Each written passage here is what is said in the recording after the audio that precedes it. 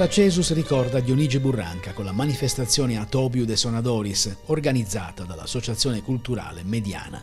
Originario di Samazzai, dove era nato nel 1913, Burranca si era stabilito a Orta Cesus nel 1935, dove intraprese la professione di calzolaio.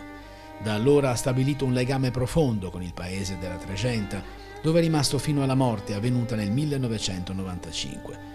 L'associazione Mediana da tempo aveva in progetto una manifestazione per ricordarlo e riunire i suoi allievi. L'associazione ha ritenuto opportuno organizzare questo grande evento che mette insieme praticamente diverse realtà associative che si occupano da tanti anni della UNEDAS, assieme ad Assozio Leoneda Sardegna, che è un grande organismo che praticamente le affilia quasi tutte, oltre a più di 100 suonatori che sono iscritti al sodalizio. Siamo qui ad Orta Cesus, in questo bellissimo spazio del Museo del Grano, dove tutti gli spazi, diciamo, che non sono occupati direttamente dal museo, oggi saranno occupati dai costruttori di Leonedas, suonatori di Leonedas, che appunto daranno dimostrazione della loro arte, e quindi insomma siamo qui per onorare la memoria di un grande musicista.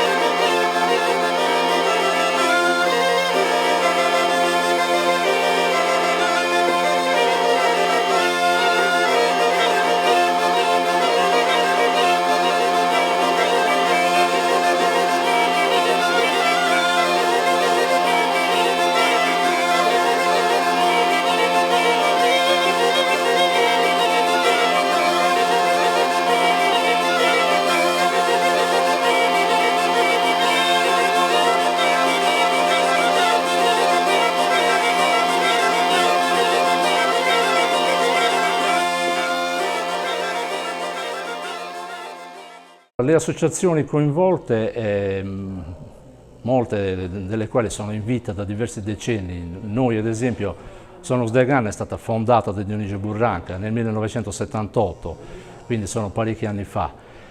Ognuna comunque di queste realtà si occupa in vario modo di valorizzare lo strumento. Naturalmente diciamo che si nasce un po' per zone, diciamo, di provenienza dello strumento, di aree di diffusione, si nasce un po' così. Ci sono le associazioni che appunto provengono dal Sarrabus, che è un'altra grande zona in Sardegna dove la tradizione delle Leonedas è stata sempre molto fiorente, ma ce ne sono altre che provengono dal Medio Campidano oppure da Cagliari e così via. Ognuna di queste realtà diciamo che ha una sua peculiarità, una sua caratteristica, però diciamo che in comune abbiamo tutti quanti il fatto che comunque ci si occupa dello strumento e lo si porta avanti in qualche modo, lo si valorizza. Noi ad esempio, Sonus de Ganna, non facciamo solo ad esempio un repertorio strumentale, ma abbiniamo molto spesso anche un repertorio canoro accompagnato con le Leonedas, così come fanno ad esempio gli amici di Cabras, che oggi però non sono presenti. Insomma, tutti questi sodalizi comunque il fine comune è quello di portare avanti una tradizione antichissima che in Sardegna fortunatamente si è salvata e stiamo cercando di portare avanti. Dionigi Burranca, il maestro dei maestri, aveva cominciato a suonare le Leonedas da bambino nella casa paterna. Se le era ritrovate tra le mani come un giocattolo, e così fu per il padre Giovanni e poi per il figlio Efisio. Un sapere tramandato da generazioni. È stato un naturale talento a consentire a Dionigi Burranca di diventare una delle maggiori personalità musicali nella Sardegna del Novecento. La musicalità innata, le intuizioni sulla didattica, ovvero sul miglior modo di insegnare a soffiare su quelle canne. Un metodo insolito nei suonatori di tradizione orale, partire dal segno scritto, o meglio, trascritto. Alla base, i rudimenti della teoria musicale, la notazione sul pentagramma, il solfeggio. Le Leonedas sono come il violino o il pianoforte, diceva. Per suonare occorre imparare una tecnica ed affinarla con ostinato rigore. E la Leonedas fonti commenta il pianoforte. E devi imparare per fare questo esercizio, sa mano deve essere preparata, poi puoi eseguire qualsiasi suonata esiste che si possa suonare con la Leonedas.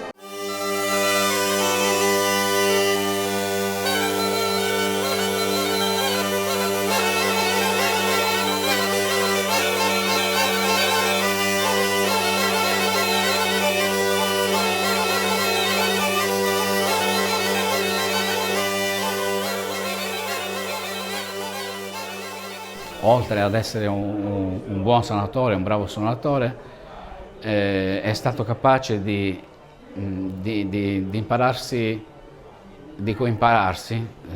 perché più o meno l'ha fatto da solo, la teoria musicale, cioè la pratica musicale scritta, quindi il solfeggio, eccetera, la scrittura musicale. Questo l'ha aiutato moltissimo e questo lui voleva che anche i suoi allievi si preparassero in questo modo, perché poi questo gli ha consentito di avere più possibilità. Intanto la possibilità di potersi confrontare con altri musicisti di livello nazionale e internazionale, perché lì si parlano linguaggi universali, quindi di scrittura, eccetera, e lui era capace di questo. Lui era capace benissimo di insegnare, come ha fatto dei vari seminari al Conservatorio di Napoli o Venezia, Firenze. Andava senza problemi perché lì gli davano una lavagna e lui sul pentagramma quello che eseguiva gli esercizi con le Laonedas gli scriveva su un pentagramma. Ecco, questo è importante, ma oggi, come oggi, i ragazzi che si avvicinano alle Laonedas, siamo nel 2022, quindi sono già a conoscenza, chi si avvicina alle Laonedas oggi è in qualche modo già preparato alla musica, quindi suona già qualche altro strumento, è già cosciente di questo scambio, di questa possibilità di confrontarsi con altre situazioni musicali, che siano regionali, nazionali o internazionali.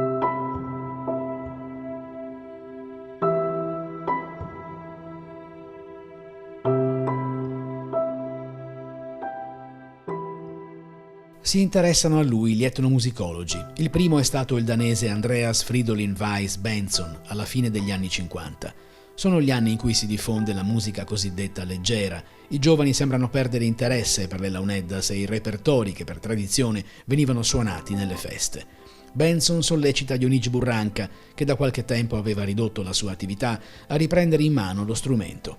Burranca, già perfezionista e consapevole della necessità di esercitarsi, prima di registrare sul nastro chiede tempo e lo ottiene. Le registrazioni di Bentzon sarebbero divenute una delle parti più importanti degli studi dell'etnomusicologo danese sulle Laonedas. Il dado era tratto. Burranca diviene oggetto di studio. Negli anni 70 si assiste a una rinascita dell'interesse per questo strumento povero eppure complesso. Alla fine dei 70 l'incontro con un altro etnomusicologo, Diego Carpitella. Sono gli anni dei seminari alla Fondazione Cini di Venezia.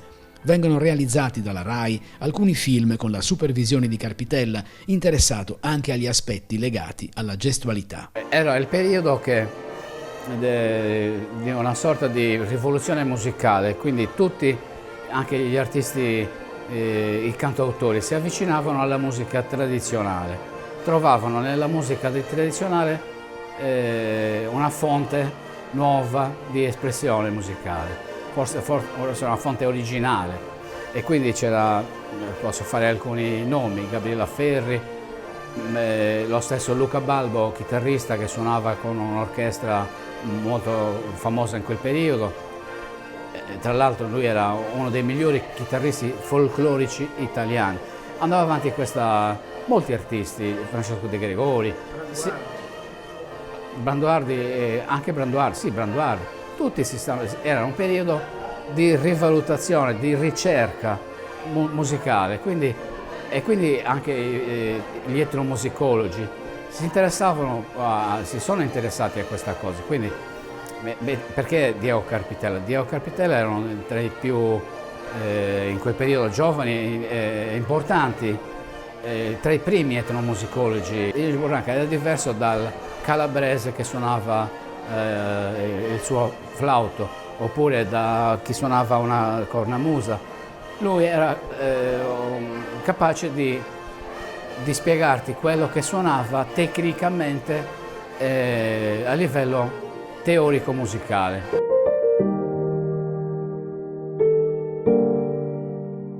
La fama di Dionigi Burranca è ormai all'apice. Nel decennio successivo ci sarà l'incontro a New York con l'etnomusicologo statunitense Alan Lomax.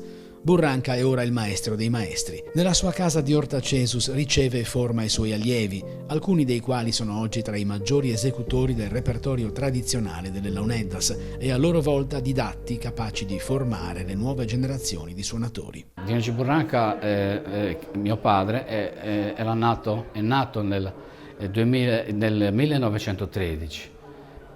Nel 1913, quindi dal 1913, il secolo scorso, fino agli anni 70, fine anni 70 del secolo scorso c'erano pochissimi suonatori. C'era zio Aurelio Porco, Pascolini Rio, insomma Dionigi Burranca, un giovane Luigi Lai, erano questi i punti di riferimento. Negli ultimi anni 70 per fortuna sono avvicinati a questo strumento altri allievi, come parlo di Orlando Magia, Sergio Lecis, Franco Melis e altri che adesso non mi vengono i nomi, e grazie a loro le Launeddas hanno continuato ad esistere e hanno continuato ad evolversi fino ad arrivare ad oggi, che siamo nel 2022, e dobbiamo ringraziare loro, dobbiamo ringraziare sì i suonatori che sono stati quelli del 1913, zio Aurelio, Dionigi Burranca e vari, Difisio Melis, adesso non faccio tanti nomi perché ce ne sono alcuni, ma erano pochissimi. Però grazie a quelli che sono subentrati e sono diventati allievi negli anni 70 e negli anni 80, oggi possiamo dire che in Sardegna abbiamo tanti suonatori giovani, ottimi suonatori giovani, con ottime possibilità e quindi ottimi anche insegnanti per i giovani che vorranno avvicinarsi a questo strumento.